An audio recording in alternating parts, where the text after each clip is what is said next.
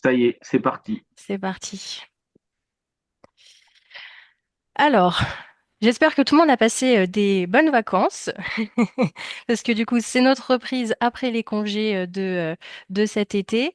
Donc, au début, l'actualité était quand même relativement faible, on va dire. Mais récemment, tout récemment, puisque hier, on a eu quelques petites nouveautés dont on va aborder tout à l'heure.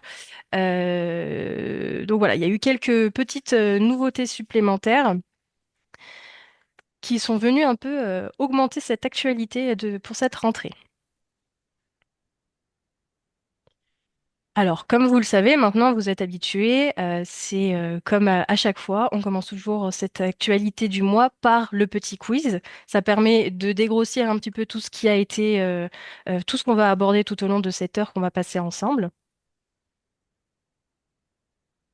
Alors, je vous invite à répondre dans le chat, et puis comme ça, Pierre-Éric pourra me dire la tendance, si on est plutôt dans le vrai, si on est plutôt dans le faux. Alors, à votre avis, le versement mobilité régionale et rurale va s'appliquer sur l'ensemble de la région Occitanie à compter du 1er novembre 2025. Ça, le versement mobilité, ça fait plusieurs mois qu'on en parle. Euh, est-ce que, à votre avis, est-ce que vous le savez si ça s'applique à la région Occitanie et à partir du 1er novembre 2025?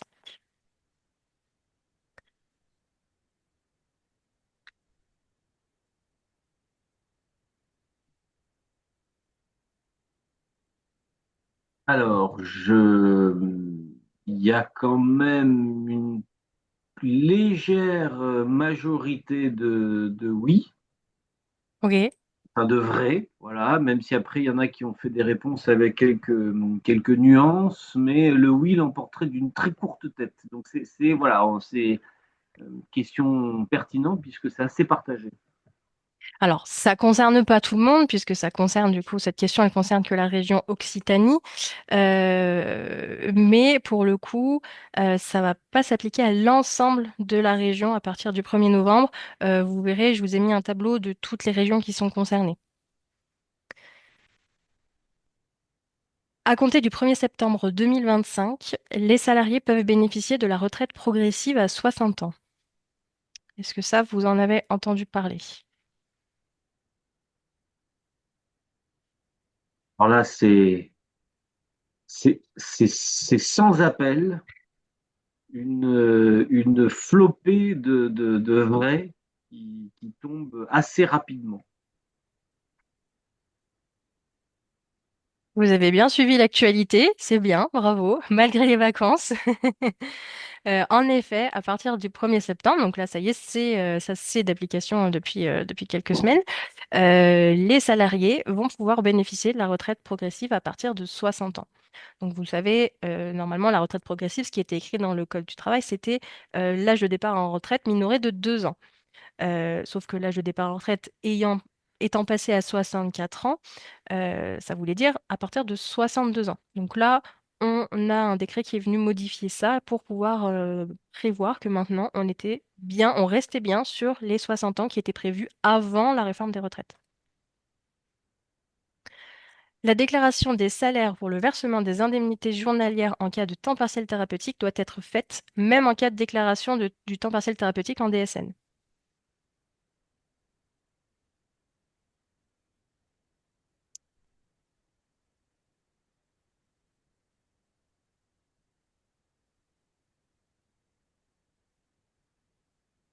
Alors, pourtant, question assez technique, mais nos clients sont forts, c'est assez tranché. Il y a un oui l'emporte assez majoritairement.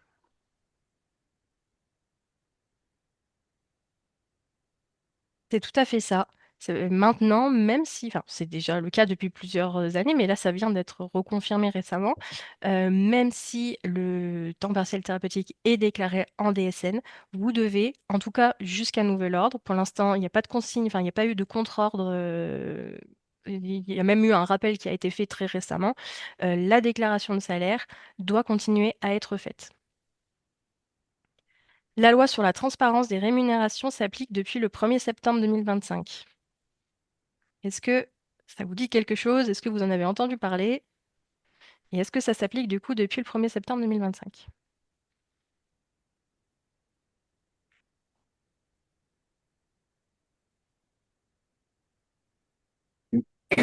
épineux qui donne des sueurs froides à beaucoup de monde. Mais là, une majorité ne sont pas d'accord sur la date. Donc c'est faux. La date qui pose problème? Non, quand je dis la date, pardon. Ils répondent faux à la question. C'est moi Ah, qui commence déjà à interpréter, pardon.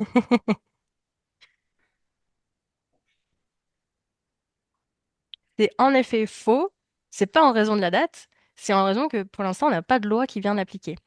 Donc la transparence des rémunérations, c'est une directive européenne. Elle doit être transposée en droit français d'ici, je crois que l'échéance c'est juin l'année prochaine. C'est ça. Mais aujourd'hui, on n'a encore aucune loi sur le sujet. Il y a un projet de loi qui est en cours, mais bon, l'actualité quand même, je pense que vous avez tous vu qu'on n'avait plus de gouvernement. On a eu une démission en début de semaine. Donc je pense que ce projet de loi va être un petit peu... l'actualité politique en ce moment ne va pas permettre à ce que ça soit adopté très prochainement. Donc bon, peut-être que je me trompe et que ça va être fait rapidement, mais dans tous les cas, il faut que ça soit fait avant juin l'année prochaine pour que du coup, on ait quand même la loi qui vienne encadrer tout ça. À ce jour, il n'y a encore rien de prévu. La réduction des taux de cotisation famille et maladie perdure même après le 1er janvier 2026.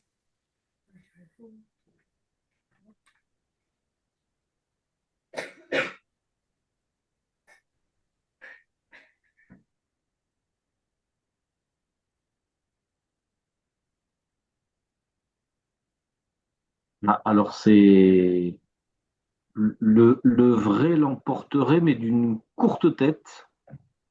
Et je garde la réponse de l'une d'entre vous sur j'espère. Voilà, il y avait un cri du cœur.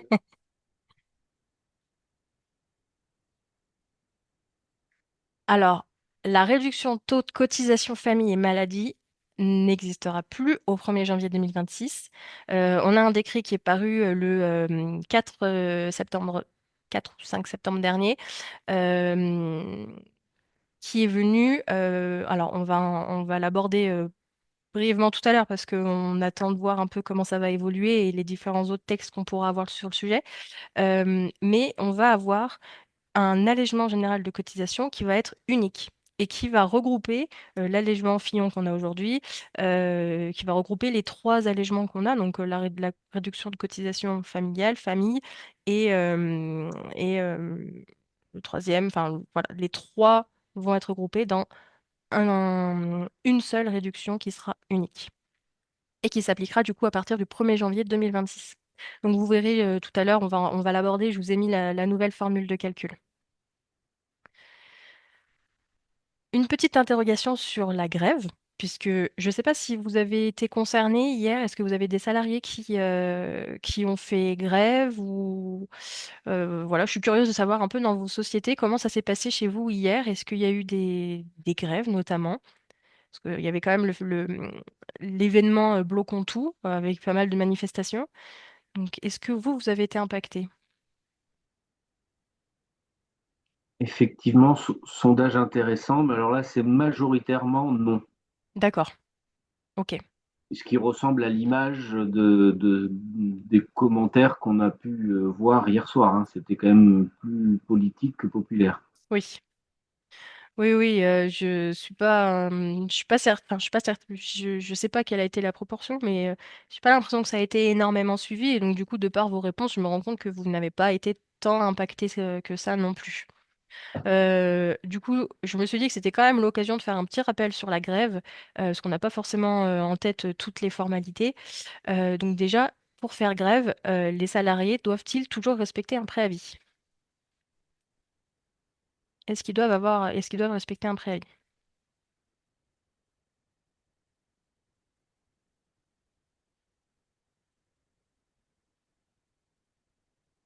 Alors, le faux l'emporterait d'une courte tête,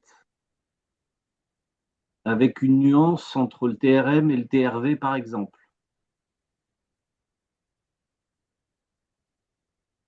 C'est tout à fait ça.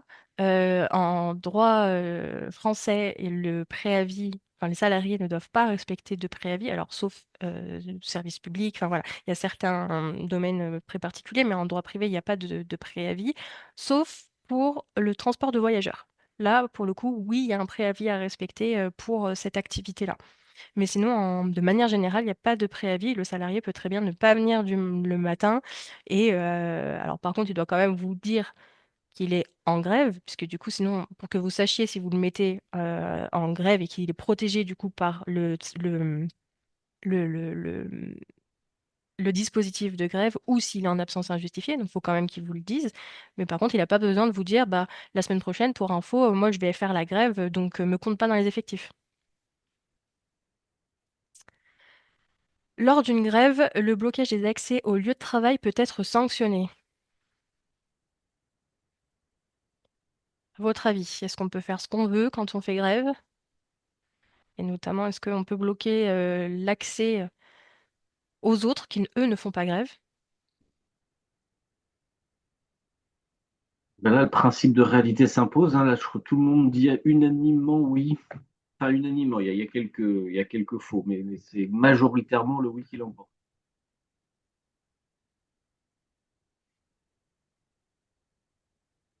Oui, on peut sanctionner un salarié qui bloque l'accès au lieu de travail. Attention toutefois, on a un arrêt qu'on va aborder tout à l'heure, ce sera à la fin de cette formation. Euh, il faut pouvoir démontrer que c'était l'unique accès, notamment, euh, au lieu de travail. Si l'employeur n'est pas en mesure de démontrer que les salariés ne pouvaient pas accéder par un autre endroit, si l'employeur ne démontre pas ça, la sanction ne pourra pas être retenue par un juge. La suspension de la rémunération durant une grève peut concerner les jours normalement travaillés, mais aussi les jours non travaillés. Par exemple, le samedi et le dimanche.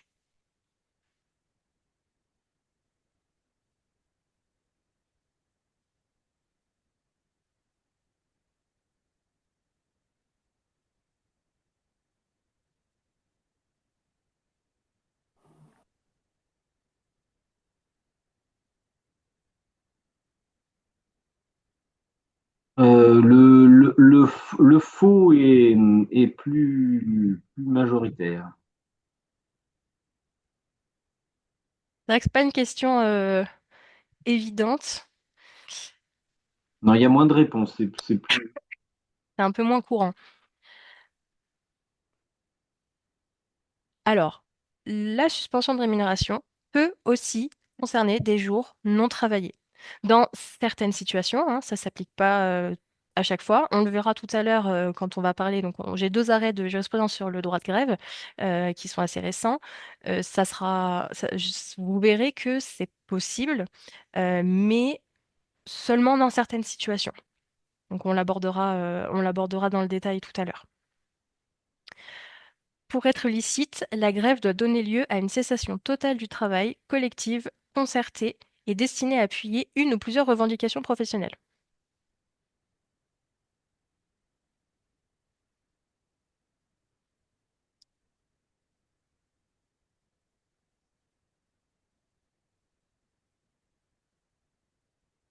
Le vrai l'emporte pour l'instant d'une courte Ah, tête, il emporterait. c'est mitigé. Oui, c'est très mitigé.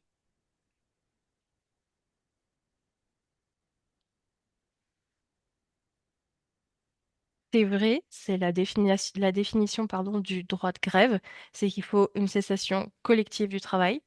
C'est-à-dire que dans une société où j'ai des revendications qui sont... Alors, là, je parle pour des revendications internes à la société, pas pour des revendications nationales. Pour des revendications internes à la société, si j'ai un seul salarié qui arrête de travailler et qui dit bah, moi, je suis en grève parce que je suis pas d'accord avec l'accord d'entreprise que vous venez de mettre en place, par exemple, on n'est pas sur une grève. Il est tout seul.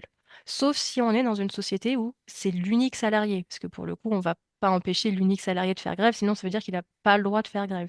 Donc cette règle-là ne s'applique pas dans les sociétés où il y a un seul salarié. Mais sinon, à partir du moment où, pour les revendications internes, le salarié est tout seul il vient pas travailler et il dit je me mets en grève. Non, c'est une cessation collective du travail. Et donc, les revendications professionnelles doivent être portées à la connaissance de l'employeur. Il doit bien savoir pourquoi les salariés sont en grève. Donc, c'est soit des revendications qui sont internes à la société. Donc là, dans mon exemple, par exemple, j'ai mis en place un accord d'entreprise et mes salariés sont pas d'accord avec ça, ils se mettent en grève.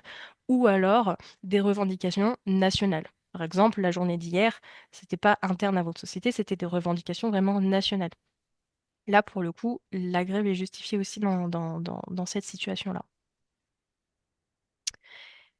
Et enfin, dernière question, un sujet plutôt d'actualité puisque c'est une question. Alors, on l'avait abordé cette question-là au mois de juillet. À votre avis, un salarié malade pendant ses congés a le droit de bénéficier ultérieurement des jours de congés payés?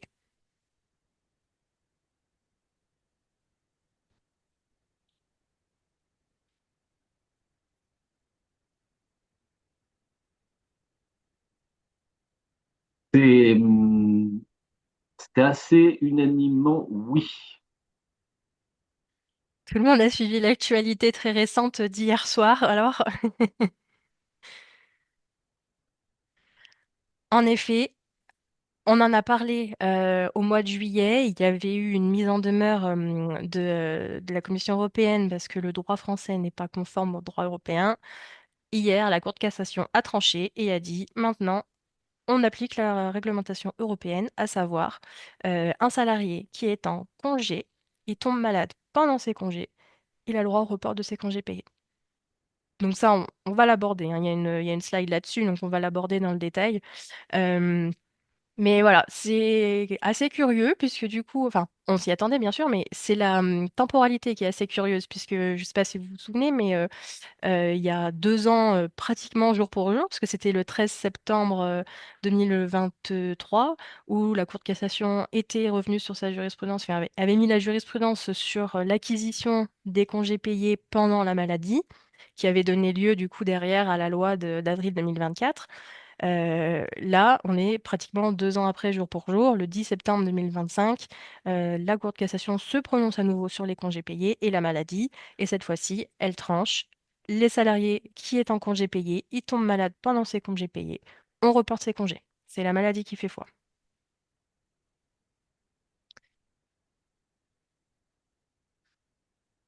Un peu d'actualité. Bon, maintenant, vous connaissez, hein, première partie, actualité législative réglementaire. Deuxième partie, actualité jurisprudentielle. Donc, l'actualité législative et réglementaire, comme je vous le disais, au début, quand j'ai préparé ce support, elle était assez légère et puis d'un coup, ça s'est un peu étoffé en l'espace de quelques jours. Donc, on en a parlé tout à l'heure dans le quiz, au niveau du versement mobilité. Bon, le versement mobilité, je ne le représente plus, hein, ça fait plusieurs fois qu'on en parle, qu'on l'explique et qu'on le présente.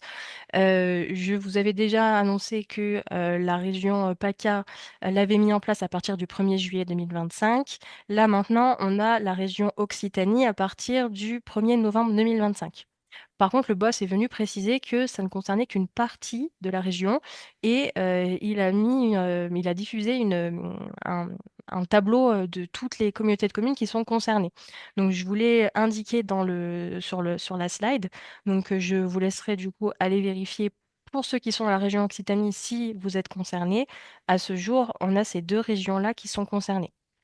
Il n'y en a pour le moment pas d'autres. Peut-être que ça va évoluer, hein. On n'est pas à l'abri que ça évolue. Mais à ce jour, il y a ces deux régions-là.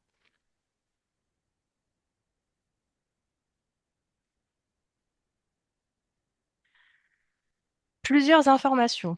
On en a parlé, la retraite progressive, du coup, depuis le 1er septembre 2025, elle bénéficie aux salariés maintenant qui ont 60 ans. Donc, comme je vous l'expliquais tout à l'heure, avant, le code, quand il y a eu la réforme sur l'âge de départ en retraite, qui est passé de 62 à 64, le code du travail qui parlait de la retraite progressive n'avait pas été modifié. Donc, c'était indiqué, c'est l'âge de départ en retraite moins 2 ans. Ça voulait dire 62 ans pour ceux qui partaient à la retraite à 64 ans. Donc là, le Code du travail est venu préciser, maintenant, c'est bien écrit, la retraite progressive peut être demandée par un salarié qui a 60 ans. Donc, je vous le rappelle, la retraite progressive, elle permet au salarié qui est à temps partiel, donc qui est à 40 ou 80%, entre 40 et 80%, euh, de travailler du coup à temps partiel et à côté percevoir une partie de sa retraite. Ça lui permet, pour les personnes du coup qui ont 60 ans et plus, de commencer à réduire un peu leur temps de travail et en même temps ne pas perdre au niveau du salaire puisqu'ils ont une pension de retraite en parallèle. Donc, elle est dans le cas où on remplit les conditions, donc avoir 60 ans, justifier d'une durée d'assurance et des périodes enfin, d'avoir acquis 150 trimestres, exercer une activité salariée ou non, mais à temps partiel. Donc, du coup, un temps partiel entre 80 et 40%. Pour information, on va l'aborder aussi tout à l'heure, mais le projet de loi senior, c'est un projet de loi qui à ce jour n'est pas encore définitif. On n'a pas eu encore de publication, enfin la loi n'est pas publiée. Euh, Prévoit un durcissement pour le refus de la retraite progressive. Aujourd'hui, si un salarié vous demande une retraite progressive, vous avez la possibilité de le refuser, et encore que c'est soumis à condition. Là, le projet de loi prévoit que le refus de l'employeur devra être motivé, et donc ce refus sera beaucoup plus difficile par rapport à avant. Pour l'instant, ça, c'est pas encore publié, mais voilà, ça risque d'arriver prochainement aussi. Au niveau du bulletin de paye, Alors, j'ai euh, une question oui, là-dessus. oui, On me demande si la personne enfin, est zéro temps plein. Voilà, donc, enfin, com- si- comment ça? mais si la personne n'est pas en temps plein, en fait, Oui, à temps partiel? ouais, est-ce que cela s'applique? Ça s'applique que aux salariés à temps partiel, la retraite progressive. L'un des critères, c'est d'être à temps partiel et d'être entre 40 et 80%. Donc, cela ne s'applique absolument pas au temps plein. Non, Voilà. l'intérêt de la retraite progressive, c'est vraiment je travaille à temps partiel, mais je ne perds pas de salaire à côté puisque j'ai ma retraite qui vient compléter en fait le fait que je travaille qu'à temps partiel. C'est vraiment ça l'intérêt de la retraite à temps partiel. Donc le salarié doit être à temps partiel. Sur le bulletin de paye, alors je ne sais pas si vous l'aviez en tête, mais normalement, il y avait donc aujourd'hui, il y a deux bulletins de paye qui coexistent, un bulletin temporaire et un bulletin, enfin un modèle temporaire et un modèle pérenne. Euh, Ça devait arriver enfin le modèle pérenne devait s'appliquer euh, définitivement. On a eu un arrêté le 11 août 2025 qui est venu prolonger jusqu'au 31 décembre 2026 l'application du modèle temporaire de bulletin de paye. Donc pour l'instant, l'application du nouveau modèle sera à partir du 1er janvier 2027. Donc bon, pour vous, ça change rien, puisque ça fait déjà un petit moment que c'est comme ça. C'est juste pour information, le modèle pérenne, il s'appliquera qu'à partir, enfin, il sera obligatoire qu'à partir du 1er janvier 2027. Pour l'instant, vous avez encore le choix entre les deux. Ça, de toute façon, ça change rien, c'était déjà le cas jusqu'à présent. J'ai des petites questions, ça soulève quelques questions, là, la retraite progressive. Oui. Alors, si le salarié, est-ce que le salarié doit être en temps partiel avant de demander sa retraite progressive?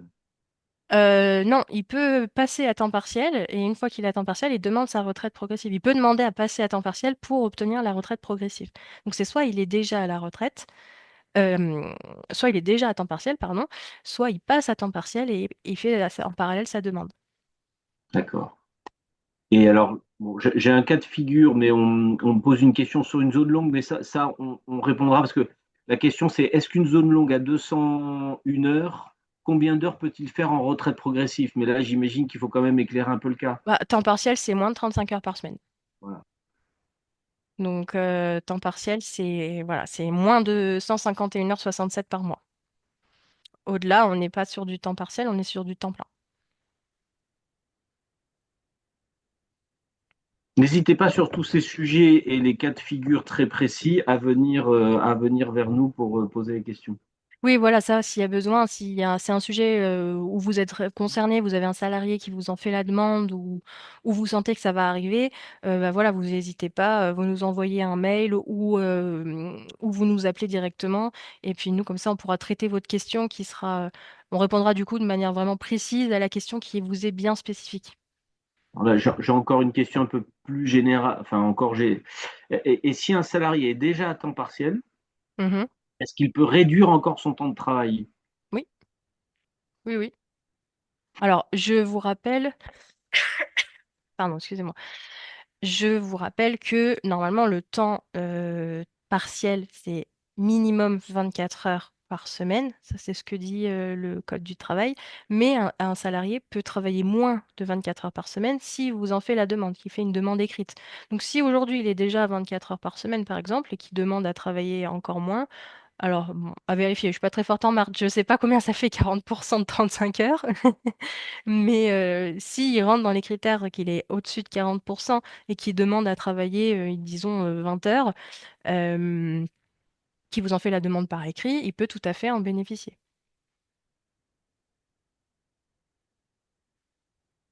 D'autres questions sur la retraite progressive? Alors, euh, alors voilà, question tout à fait. Alors, alors, est-ce qu'il faut qu'un employeur autorise le temps partiel pour qu'ensuite il accepte la retraite progressive? Et donc, s'il refusait le passage à temps partiel, est-ce que de facto, il refuse la retraite progressive? En fait, le salarié, s'il est à temps plein, il va vous faire une demande par écrit en vous disant, je veux passer à temps partiel pour bénéficier d'une retraite progressive.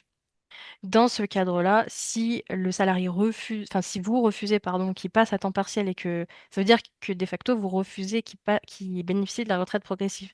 Et comme je vous le disais, c'est quand même assez réglementé pour refuser la retraite progressive et ça va le devenir encore plus avec la loi sur les seniors euh, qui va, euh, qui va durcir. Alors pour l'instant, j'ai pas encore le texte définitif, donc je peux pas vous dire exactement ce qui va être prévu, mais ce qui était déjà abordé, c'est que bah, le refus, il sera accepté seulement s'il est motivé.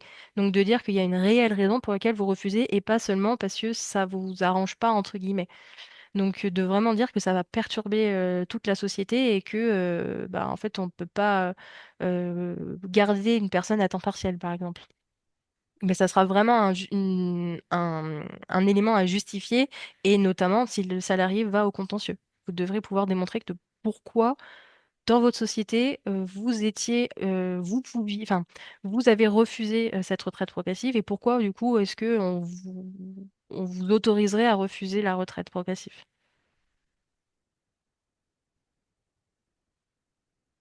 Ça, la retraite progressive, c'est quelque chose qui existe depuis plusieurs années déjà. Donc, si j'ai toutes ces questions, je suppose que c'est que vous n'avez pas été tant concerné que ça. Donc, je ne sais pas si les salariés vont plus vous en faire la demande qu'avant. Peut-être qu'ils ne savent pas encore que ce dispositif existe, même si, voilà, comme je vous le disais, il existe depuis quelques années maintenant déjà. Euh, mais bon, de ce que je comprends, vous n'êtes pas trop concerné, donc vous n'avez peut-être pas eu enfin, vous n'avez pas eu beaucoup de demandes sur ce sujet-là.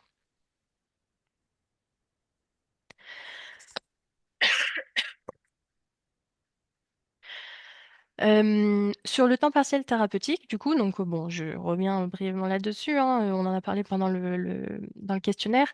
Donc, comme je vous le disais, c'est pas parce que vous faites une déclaration, une DSN, que vous ne devez plus faire la déclaration des salaires pour pouvoir déclencher le versement. Ça, c'est toujours d'actualité. Ça a été rappelé par Net Entreprise très récemment. Donc, pour l'instant, tant qu'on n'a pas de contre-indication, il faut continuer à faire ça. Et dernière petite information sur sur ce sujet-là, euh, l'URSSAF a mis en ligne une vidéo pédagogique qui permet sur tout ce qui est anomalies DSN et notamment les anomalies les plus fréquentes.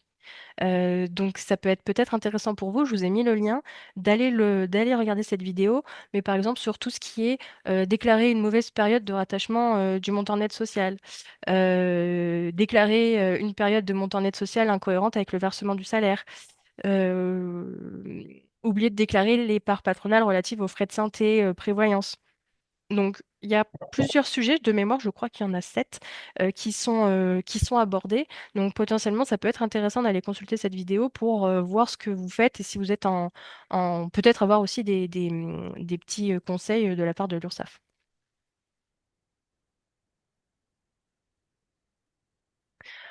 Autre actualité plutôt en termes de santé-sécurité, donc au niveau du passeport prévention. Je ne sais pas si vous l'avez en tête, mais c'est un nouveau service qui vise à améliorer la prévention des risques pour tout ce qui est en matière de santé-sécurité. Ce passeport prévention, il est en place depuis quelques années maintenant, je crois de mémoire 2022. Euh, on n'avait pas encore toutes les modalités d'application. On a eu un décret au 1er août. Donc, depuis le 1er septembre 2025, les organismes de formation, maintenant, doivent déclarer les formations qu'ils vont délivrer en termes de santé-sécurité au travail pour le compte de l'employeur. Donc, ils vont devoir le déclarer sur le passeport prévention. Pour l'employeur, à l'heure actuelle, on n'a pas encore de précision. Il va y avoir une ouverture de cet espace-là à partir du premier trimestre 2026. Mais donc, pour l'instant, l'employeur n'a pas encore accès à cet espace, donc ne peut pas encore faire les déclarations. Mais pour info, voilà, premier trimestre 2026 au plus tard, vous devrez réaliser ça. Donc ça, on en reparlera le moment venu quand on aura plus de précisions sur votre obligation à vous en employeur. Et puis, toujours en termes de santé-sécurité, l'INRS a publié une nouvelle brochure sur le document unique. Alors, le document unique, je vous le rappelle, document d'évaluation des risques professionnels, document obligatoire à partir du moment où vous avez un salarié. Donc, dès l'embauche du premier salarié, même s'il s'agit d'un stagiaire, enfin d'un alternant, par exemple, on a un document unique d'évaluation des risques qui est très très important puisque si vous avez un accident de travail, la première chose que va aller vérifier éventuellement l'inspecteur du travail s'il se déplace, c'est est-ce que j'ai un document unique. L'absence de document unique peut entraîner une faute inexcusable de l'employeur si j'ai un accident de travail. Donc ça peut coûter très cher à l'employeur. Je vous rappelle qu'il doit être mis à jour annuellement, sauf pour les entreprises de moins de 11 ou au moment où j'ai un nouveau risque qui apparaît. Et je dois consulter le CSE. Ça aussi, je vous le rappelle sur ce sujet. Donc, si je fais un renouvellement tous les ans, je consulte le CSE tous les ans. Très important, j'insiste là-dessus parce qu'on a encore pas mal de personnes qui ne l'ont pas et aujourd'hui, c'est un document qui, ça peut coûter très cher si un jour vous avez un problème en termes de santé-sécurité. Et puis de toute façon, en cas de contrôle de l'inspection du travail, c'est toujours un truc qu'ils vont vérifier. Donc si vous ne l'avez pas, vous allez vous faire retoquer là-dessus. Donc l'INRS a publié une nouvelle brochure sur le document unique qui, donc, je vous rappelle que l'INRS, du coup, met en place plusieurs petits aides-mémoires pour vous aider à savoir qu'est-ce que je dois mettre dans ce document unique. Vous pouvez aussi, si vous ne l'avez pas mis en place, vous pouvez aussi vous aider vous pouvez aussi solliciter votre service de santé au travail. Ils ont aussi des personnes dédiées sur tout ce qui est prévention dans la société et ils peuvent intervenir et vous aider et vous accompagner.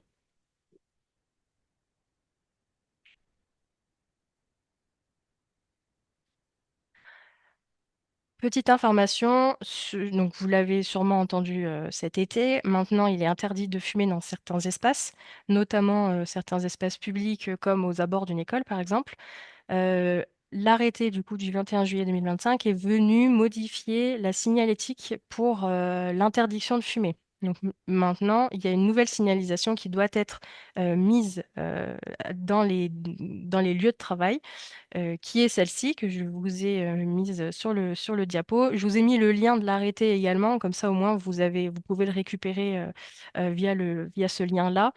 Vous n'avez pas besoin de faire de modifications si la signalétique que vous avez déjà précise qu'il y a une interdiction de fumer, le numéro national d'aide à l'arrêt du tabac et la référence à l'article R3512-2 du Code du travail et aux sanctions prévues en cas d'infraction. Donc si toutes ces mentions-là apparaissent, vous pouvez garder la signalétique que vous avez déjà.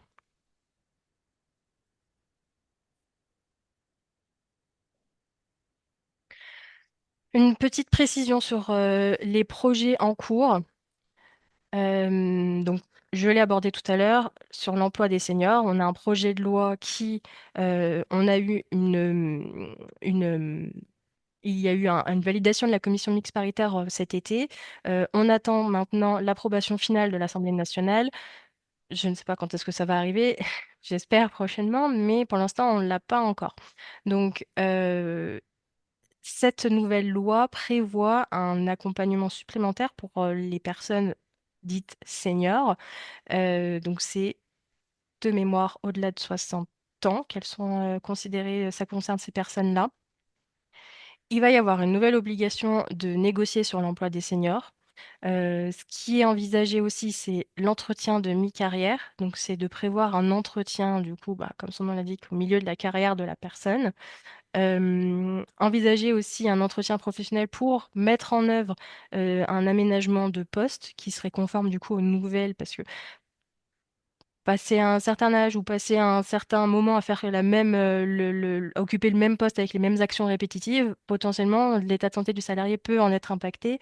Et donc, du coup, il faut envisager d'aménager le poste pour préserver la santé du salarié et pour pouvoir le garder dans les effectifs. Donc, ça, c'est quelque chose d'envisager. Un entretien de fin de carrière aussi. Et une dernière chose qui semble intéressante sur la création du contrat de valorisation de l'expérience. Alors, je ne rentre pas dans les détails parce que c'est un projet de loi. Donc, pour l'instant, il y a encore des choses qui peuvent être modifiées. Donc, le jour où la loi sera publiée, là, on en parlera dans le détail. Mais il s'agit d'une expérimentation qui serait pendant 5 ans euh, pour permettre d'embaucher plus facilement en fait les personnes. Alors, de mémoire, c'est 60 ans, mais je voudrais pas vous dire de bêtises. Donc, j'ai ce chiffre-là en tête, mais je suis plus certaine. Ça permettrait d'embaucher ces personnes-là et de pouvoir... ce serait un contrat un peu particulier et notamment pour tout ce qui est la partie mise à la retraite, ça serait un peu mieux organisé, on va dire. Donc voilà, ça je vous en reparlerai le jour où la loi sera publiée. Pareil sur la transparence de rémunération, on est sur un projet de loi qui n'est pas encore entré en vigueur à ce jour, donc qui peut encore être modifié.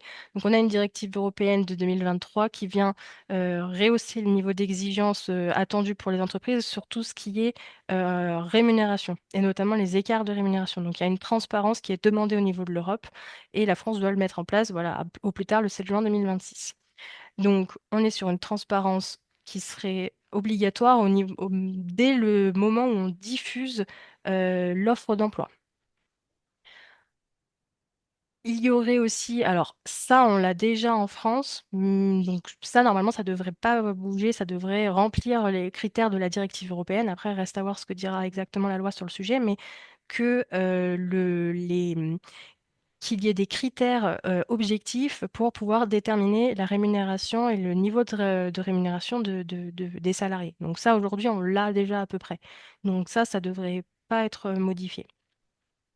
Il y aurait un renforcement aussi du rôle du CSE sur le traitement des inégalités de rémunération. Donc voilà, le but premier en fait de cette loi, c'est vraiment le traitement des inégalités de rémunération, notamment le traitement de l'inégalité homme-femme.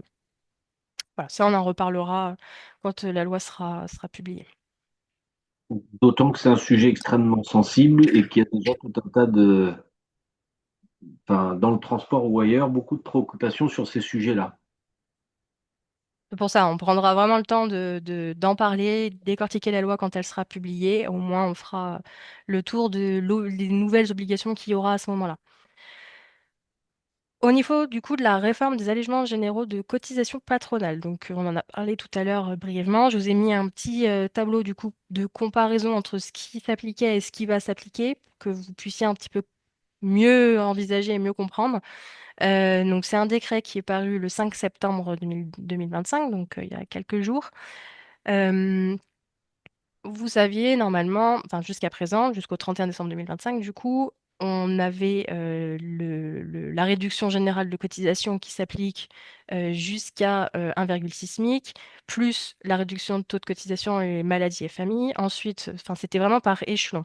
Là, on a une réduction unique qui s'applique. Par contre, en contrepartie, c'est jusqu'à 3 SMIC et plus jusqu'à 3,3 SMIC. Le SMIC qui sera pris en compte, ça sera le SMIC en vigueur au cours de la période d'emploi concernée, et plus le SMIC gelé à une valeur antérieure. Je vous ai mis aussi du coup la méthode de calcul, enfin, la nouvelle formule. Donc bon, ça c'est pareil, on a encore un peu de temps avant que ça arrive, c'est pour le 1er janvier 2026, donc on a encore quelques mois. Je veux juste faire un petit aparté sur ce point-là.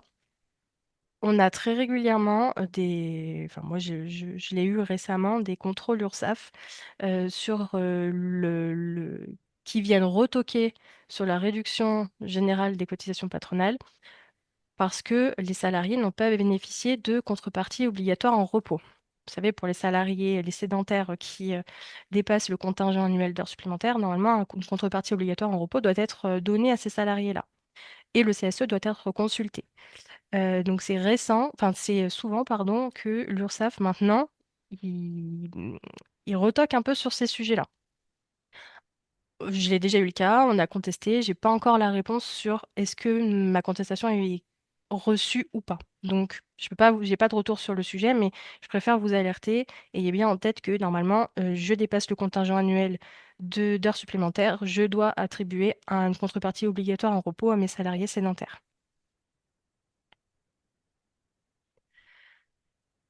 Je vous ai remis quelques précisions sur du coup la réforme générale de cotisation, donc notamment les taux. Donc vous avez tous les montants. Alors normalement la formule de calcul devrait être adaptée en fonction des situations particulières, notamment du coup pour les conducteurs, les heures d'équivalence devraient être prises en compte. Pour l'instant, on attend des précisions sur ce sujet-là. Donc ça, on en reparlera lors d'une prochaine web actu. Pour l'instant, on attend d'avoir plus de précision. L'actualité jurisprudentielle, vous vous en doutez, elle est assez riche, notamment avec du coup les congés payés et la maladie.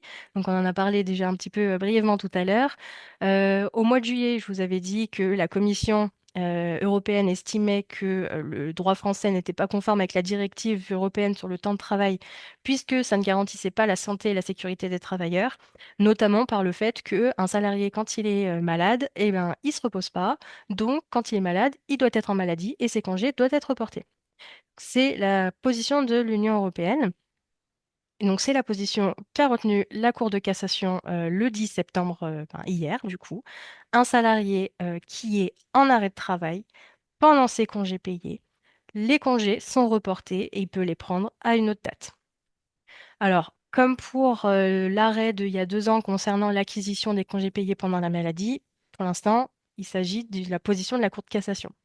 Aujourd'hui, du coup, la Cour de cassation vient obliger le législateur à intervenir. Donc, j'ai pas plus de précision. Combien de temps? Est-ce qu'il y en aura un délai de report de 15 mois, comme c'était le cas pour la maladie, l'acquisition des congés payés pendant la maladie? Est-ce que ça va être plafonné? Est-ce que s'ils ne sont pas pris dans l'année, ils sont perdus? Voilà, je n'ai pas de précision à ce jour. Pour l'instant, est-ce que ça va être rétroactif aussi, comme comme c'était le cas pour l'acquisition de la maladie, enfin les congés payés pendant la maladie? Tout ça, pour l'instant, j'ai pas de précision. Aujourd'hui, le législateur, du coup, n'est pas encore intervenu sur le sujet. Donc, je n'ai pas de précision sur ce sujet-là. La question qui peut se poser, c'est que jusqu'à présent, on vous disait un salarié qui refuse à qui vous imposez des congés payés, qui refuse d'être en congé payé à cette date-là, bah, on vous disait, c'est pas grave, s'il se met en arrêt ou autre, bah, il sera quand même en congé, il aura quand même utilisé ses congés. Bah là, maintenant, si le salarié n'a pas envie d'être en congé ce moment-là, il se met en arrêt, il sera en arrêt, et derrière, sa semaine de congé, du coup, elle ne sera pas perdue pour la reprendre plus tard. Combien de temps il aura pour la prendre, ça, à ce jour, je peux pas vous le dire, j'ai pas la réponse. Autre arrêt important aussi sur les congés payés et les heures supplémentaires. Normalement, à ce jour, un salarié en congé payé, les congés payés ne génèrent pas d'heures supplémentaires. Donc un salarié qui travaille 35 heures sur la semaine, donc pardon, 7 heures par jour sur 5 jours, il est en congé payé un jour dans la semaine, donc il travaille plus que 28 jours. Il a une indemnité de CP pour 7 jours et 28 jours payés en heures normales, c'est du temps de travail effectif. S'il travaillait plus, s'il travaillait 30 heures, par exemple, au lieu de 28 sur la semaine, les 2 heures en plus étaient payées, mais payées au taux normal. Ça aussi, maintenant, c'est modifié. La Cour de cassation s'est prononcée sur le sujet puisque le droit européen n'était pas, le droit français n'était pas conforme au droit européen. Donc la Cour de cassation est venue trancher. Maintenant, un salarié, à partir du moment où il a un jour de congé dans la semaine, si derrière, donc il avait ses 7 heures de congé du lundi, derrière, il aurait dû travailler que 28 heures, puisque du coup, 7 et 28, tu arrives à 35. S'il travaille 30 heures, les 2 heures en plus sont des heures supplémentaires.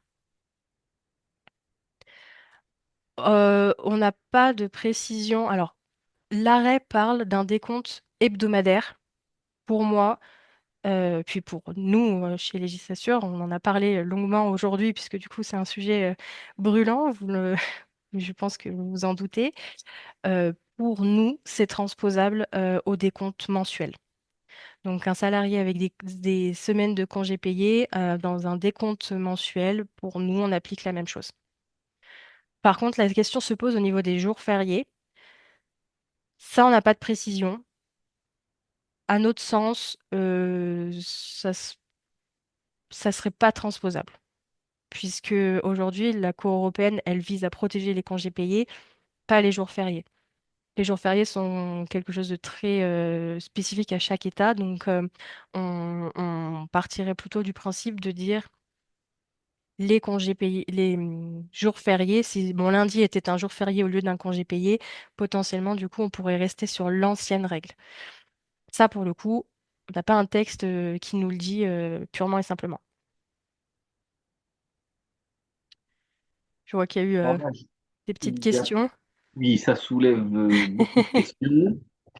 Donc, est-ce que ça s'appliquera aussi si le jour est un jour d'arrêt maladie et non un congé payé? Ah, si le salarié est en arrêt, dans mon exemple, en arrêt le lundi, Oui.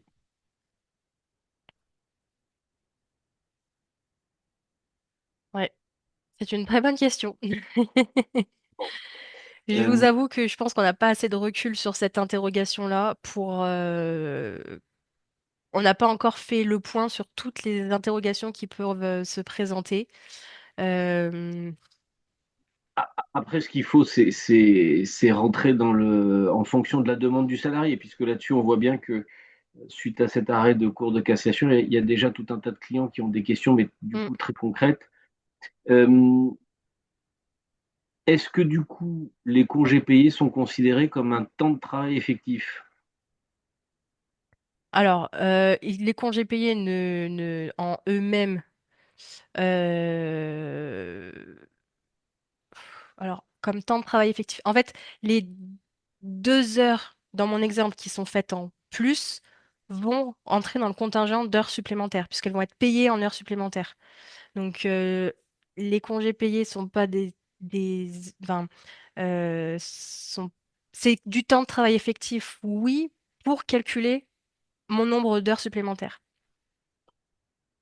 Bah, de toute façon, après, toutes les questions qui en découlent sont toutes les questions concernant le transport, notamment sur les réductions Fillon, sur tous ces sujets-là. Voilà. Quelles conséquences ça va avoir sur tout ça? Parce que là, j'ai une question aussi, et en même temps, ces heures à 100 n'ouvrent pas à réduction Fillon et donc coûtent à l'employeur. Bah, si c'est des heures supplémentaires, elles bénéficient de la réduction Fillon. Puisqu'elles sont, en fait, elles rentrent sous le joug des heures supplémentaires.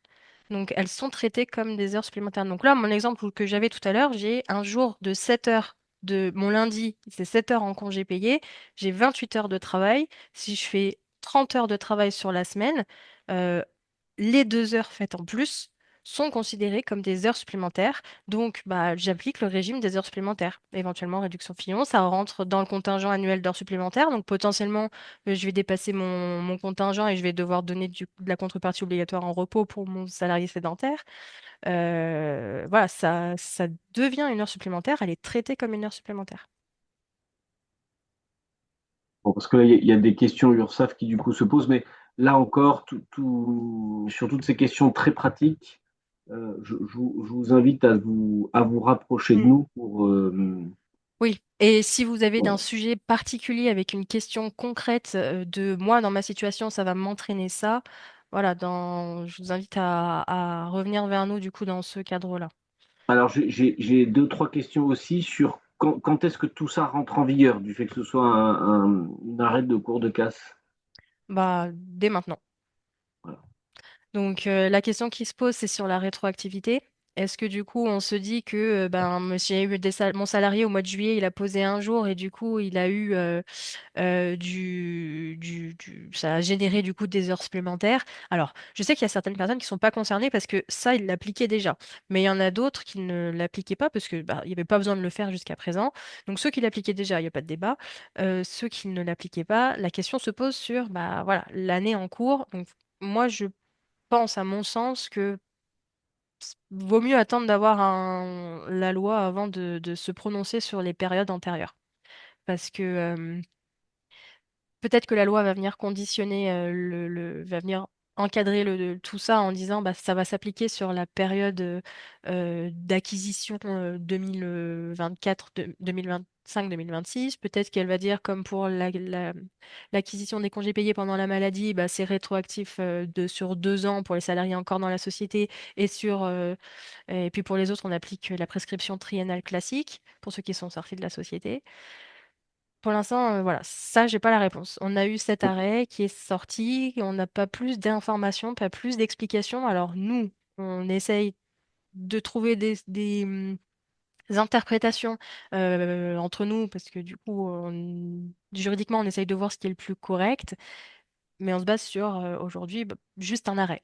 On n'a pas de loi, on n'a pas de Et, loi, et, et puis, et puis, cet arrêt de cours de casse soulève toutes les problématiques des arrêts de cours de casse, c'est-à-dire que le Code du travail n'est pas à jour, on n'a Mm, pas une loi qui vient nous dire la rétroactivité, on n'est pas à l'abri que le prochain procès, enfin le prochain litige sur ce même type de sujet, on n'ait pas un avis différent. Et donc, pour l'instant, voilà, c'est un arrêt de cours de cassation qui soulève beaucoup de questions et pour lequel il y aura effectivement des décisions à risque à prendre sur les demandes des salariés. Voilà, il y a certains sujets, bah, il faudra trancher et c'est soit on se dit on prend aucun risque et on tranche au plus favorable pour le salarié, soit on se dit on prend le risque et on verra ce que nous dit la loi et on régularisera s'il y a besoin en fonction de la loi. Mais à ce jour, on n'a pas une position tranchée de la part du législateur puisqu'on n'a pas de loi. Et avec ce qui s'est passé en début de semaine, on risque d'attendre encore un petit peu sur ces sujets-là. Le projet de loi, il risque d'attendre un peu, en effet, parce que pour l'instant, on n'a pas de gouvernement. Donc oui, ça risque de traîner un peu. Puis après, il va y avoir ils vont commencer à se pencher aussi sur la loi de financement de sécurité sociale. Donc l'année dernière, voilà, c'est sorti en même temps et on a eu la loi qu'en avril. Donc potentiellement, ça va suivre le même calendrier.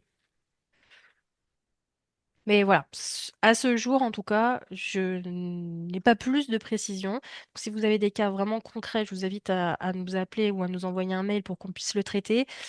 Si on a d'autres, parce qu'il va sûrement y avoir de la doctrine sur le sujet, les différentes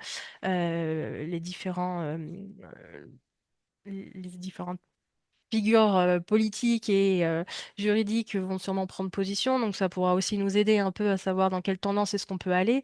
Donc voilà, en fonction de ces nouvelles informations, je pourrais potentiellement vous en dire plus le mois prochain.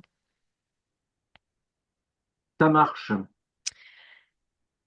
Pour finir en beauté, sur le droit de grève, les dernières, donc c'est ma dernière petite slide pour la journée sur le droit de grève. Donc on a eu 2 arrêts récemment, hein, du 18 juin tous les deux.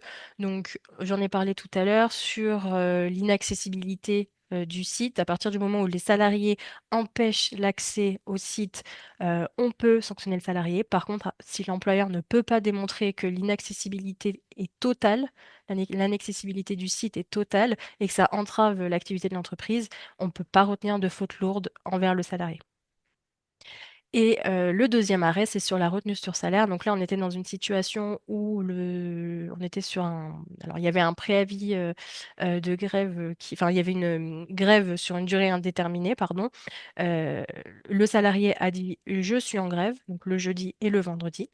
Mais comme on était sur une grève sur une longue durée, il est revenu travailler le lundi, mais il n'a jamais dit le vendredi soir qu'il n'était plus en grève à partir du vendredi soir, pardon. Donc, il était en grève le jeudi, le vendredi. La grève continuait encore la semaine d'après. Il n'a pas prévenu le vendredi soir qu'il n'était plus en grève. Il est revenu seulement le lundi, donc sa grève s'est arrêtée le lundi. Donc je décompte jeudi, vendredi, samedi, dimanche. Dans cette situation-là, ce salarié n'apporte pas la preuve du moment où il se désolidarise d'un mouvement de grève à durée illimitée. Ces jours de repos habituels qui suivent la fin de sa participation au mouvement peuvent faire l'objet d'une retenue sur salaire.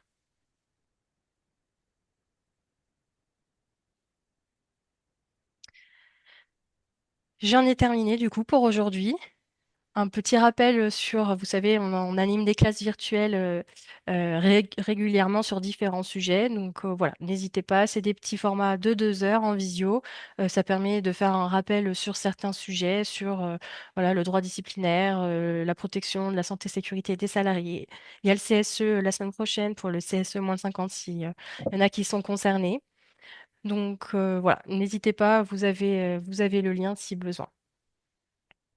Parfait, ben merci Camille, merci à Je vous tous. remercie. Merci Voilà, à tous pour votre participation. rendez-vous le mois prochain et désolé là pour ce petit loupé là sur le lien. Et puis ben, bonne soirée à tous et au mois prochain. Merci. Bonne soirée.